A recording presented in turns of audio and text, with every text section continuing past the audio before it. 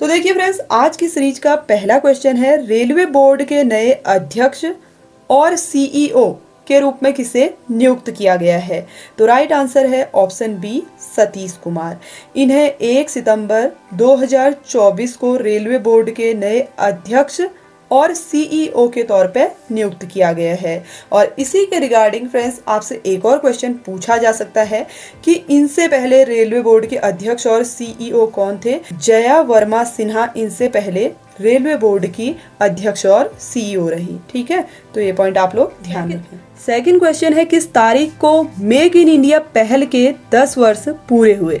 तो फ्रेंड्स, सबसे पहले हम जान लेते हैं मेक इन इंडिया क्या है। तो भारत सरकार द्वारा चलाई गई एक पहल है जिसके तहत भारत में निर्मित वस्तुओं के निर्माण को बढ़ावा देना, रोजगार के अवसर पैदा करना, अनेक प्रकार की मुहिम इसके अंतर्गत भारत सरकार द्वारा चलाई गई है। और इसकी शुरुआत की थी प्रधानमंत्री नरेंद्र मोदी जी ने 25 सितंबर 2014 को, और इस साल 25 सितंबर 2024 को इस पहल को 10 वर्ष पूरे हो चुके हैं। ठीक है, तो इसका राइट आंसर हो जाएगा ऑप्शन सी। थर्ड क्वेश्चन है, किस प्रसिद्ध खिलाड़ी के जयंती के उपलक्ष्य में भारत में प्रतिवर्ष 29 अगस्त को राष्ट्रीय खेल दिवस मनाया जाता है? तो राइट आंसर है मेजर ध्यानचंद। इसके रिगार्डिंग देखिए, आपसे और भी क्वेश्चन कई बार पूछे जाते हैं, जैसे प्रतिवर्ष राष्ट्रीय खेल दिवस कब मनाया जाता है?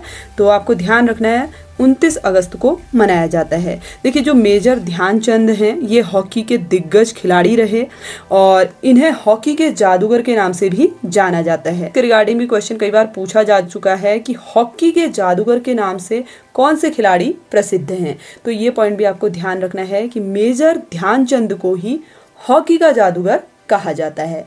ठीक है, तो कुछ बेसिक से क्वेश्चन इसके रिगार्डिंग आपसे पूछे जाएंगे, इन पॉइंट्स को आप नोट जरूर कर लें। क्वेश्चन नंबर 4 है, भारत में शिक्षक दिवस किस भारतीय नेता की जयंती के रूप में मनाया जाता है?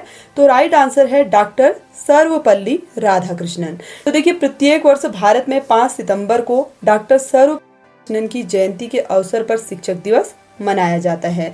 इसी के रिगार्डिंग आपसे एक और क्वेश्चन पूछा जाता है। देखिए, यहाँ पे भारत में यानी कि राष्ट्रीय शिक्षक दिवस पूछा गया है। इसके अलावा आपसे पूछा जाता है अंतर्राष्ट्रीय शिक्षक दिवस कब मनाया जाता है? तो वो हर साल 5 अक्टूबर को मनाया जाता है।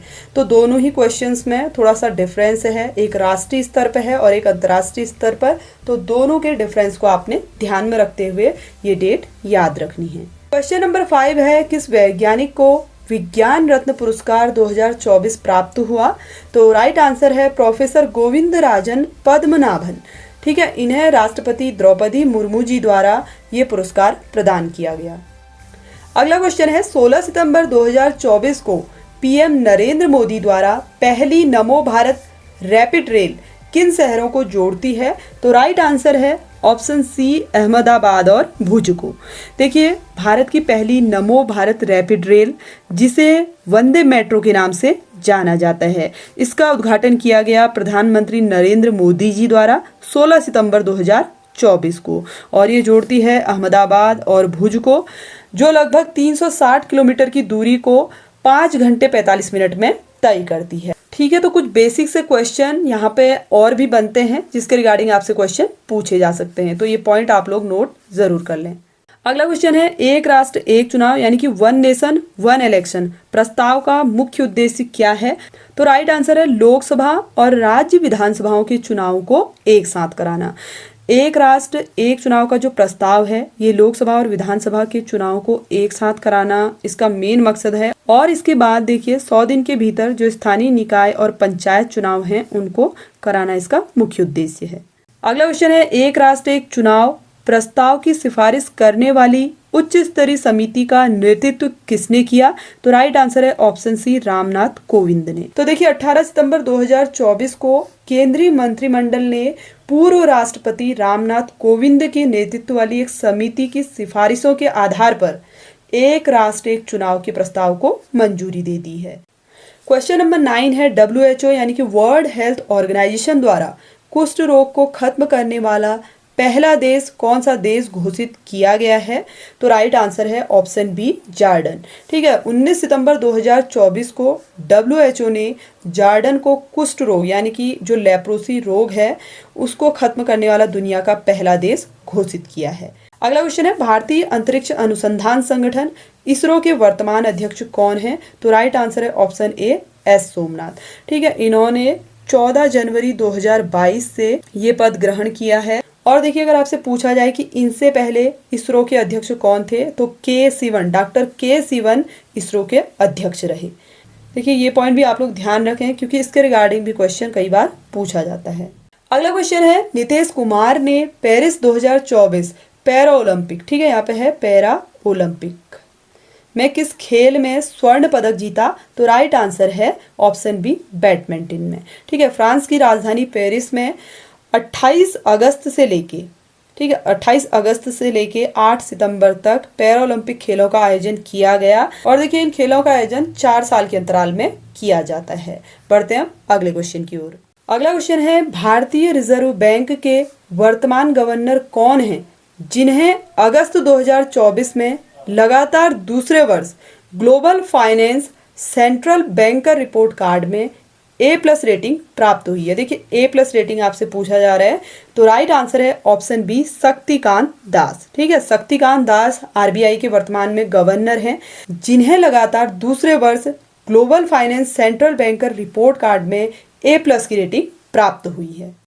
क्वेश्चन नंबर 13 है जुलाई 2024 में यूनिफाइड पेमेंट्स इंटरफेस यानी कि UPI लेन देन 20.64 लाख करोड़ रुपए तक पहुंच गया है। UPI किसके द्वारा विकसित किया गया? देखिए, आपसे पूछा जा रहा है कि UPI किसने डेवलप किया? तो राइट आंसर है ऑप्शन ए भारतीय राष्ट्रीय भुगतान निगम यानी कि NPCI द्वारा इसको विकसित किया गया है। अगला क्वेश्चन है दुनिया के डिजिटल भुगतानों में भारत का कितना प्रतिशत हिस्सा है? देखिए, ऑनलाइन पेमेंट में आपसे पूछा जा रहा है भारत का कितना प्रतिशत हिस्सा है?